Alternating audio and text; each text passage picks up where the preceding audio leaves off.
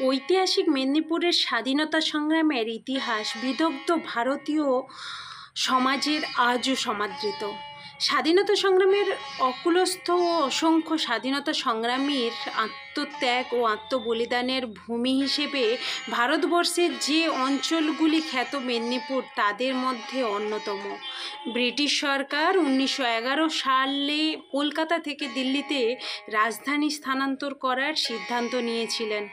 কথিত আছে তৎকালীন বাংলার যেসব অঞ্চলের উত্তাল স্বাধীনতা আন্দোলন তাদের ভাবিত করেছিল, সেই সব অঞ্চলের উপদ্রব থেকে বাঁচতে তাদের অপেক্ষাকৃত নিরুপদ্রব অঞ্চল দিল্লিতে গমন। মেদিনীপুর ছিল এসব অঞ্চলের মধ্যে অগ্রগণ্য। শুধু ব্রিটিশ সাম্রাজ্যবাদ বিরোধী আন্দোলনই নয়, মধ্যযুগীয় মোঘল, পাঠান সহ বিভিন্ন বৈদেশিক আগ্রাসনের বিরুদ্ধে গর্জে উঠেছে প্রতিবাদী মেদিনীপুর। স্বাধীনতা সংগ্রামের অনুপ্রেরণা তৎকালীন মেদিনীপুরের বীর সন্তানদের মননে এতটাই প্রভাব বিস্তার করেছিল যে মেদিনীপুরের প্রত্যন্ত অঞ্চল ও গঞ্জের অসংখ্য যুবক, প্রৌঢ় ও বৃদ্ধ বিদেশি শক্তির বিরুদ্ধে গর্জে উঠেছিল। কিন্তু আমাদের দেশের বিকৃত ইতিহাস বহু স্বাধীনতা সংগ্রামীকেই স্থান দেয়নি। আমাদের যুব সমাজ জানে না, হয়তো বা তাদের গ্রামে বা পাশের গ্রামের নয়তো বা পাশের বাড়িতেই একজন স্বাধীনতা সংগ্রামী জন্মেছিলেন, যিনি তার ত্যাগ ও তিতিক্ষার দ্বারা স্বাধীনতা আন্দোলনে সহভাগী হয়েছিলেন।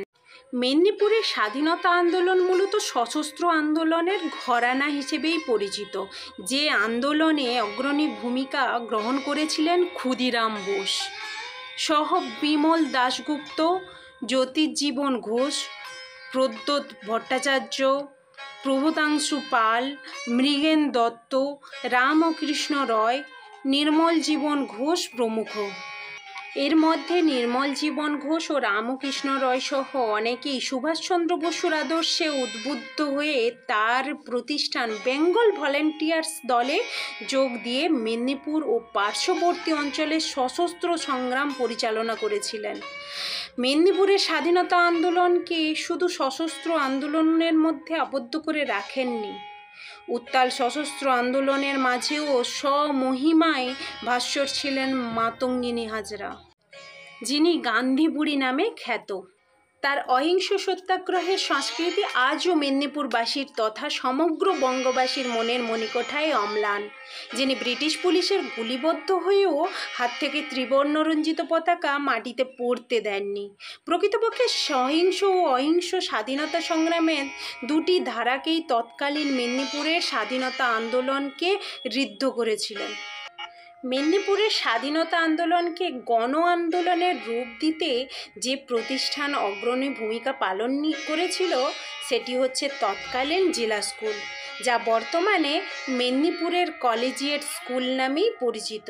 মেদিনীপুরের স্বাধীনতা আন্দোলনের সঙ্গে ওতপ্রোতভাবে জড়িয়ে আছে এই প্রতিষ্ঠানটি। হেমচন্দ্র কানুনগোর মতে এই বিদ্যালয়ের তৎকালীন শিক্ষকরা শিক্ষাদানের পাশাপাশি ছাত্রছাত্রীদের স্বাধীনতা আন্দোলনের অংশগ্রহণ করার জন্য অনুপ্রাণিত করতেন। ক্ষুদিরাম ও তার সহযোগীরা মেদিনীপুর শহরের অলিতে গলিতে গিয়ে স্বাধীনতা আন্দোলনের গুরুত্ব ও তাৎপর্য সংবলিত পুস্তিকা সাধারণ মানুষের মধ্যে বিতরণ করতেন এবং ব্রিটিশ সরকারকে তাড়ানোর জন্য সক্রিয় সহযোগিতার প্রার্থনা করতেন।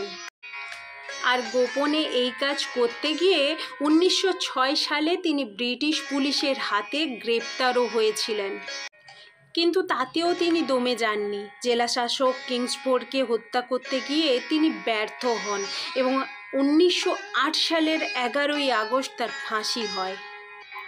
এরপর দেশমাতৃকার বীর বিপ্লবী সন্তান প্রদ্যোৎ ভট্টাচার্য ও প্রবোধাংশু পালের জন্ম হয় দাসপুর থানার খঞ্জাপুরে।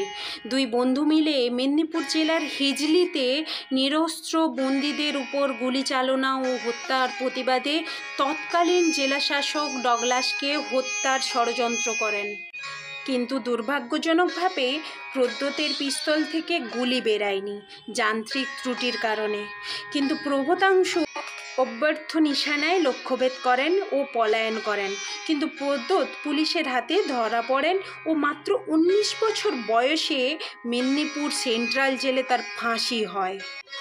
ক্ষুদিরামের সমসাময়িক চরমপন্থী আন্দোলনের আর এক পুরোধা ছিলেন সত্যেন বসু। মেদিনীপুরের সন্তান সত্যেন আলিপুর জেলে এক রাজসাক্ষীকে হত্যা করে কারাবরণ করেন এবং পরে তার ফাঁসি হয়। মেদিনীপুর জেলা স্কুলের শিক্ষক হেমচন্দ্র কানুনগো শিক্ষকতার পাশাপাশি চরমপন্থী আন্দোলনের সঙ্গে যুক্ত হয়ে ক্ষুদিরাম বোমা মামলায় জড়িয়ে পড়েন ও পরে বিচারে তার দ্বীপান্তর হয়। এছাড়াও মৃগেন্দ্রনাথ দত্ত, ব্রজকিশোর চৌধুরী, মেদিনীপুর টাউন স্কুলের ছাত্র অনাথ বন্ধু পাঁজা প্রমুখ বিপ্লবীর আত্মাহুতি মেদিনীপুরের সংগ্রামী ইতিহাসকে গৌরবান্বিত করেছে।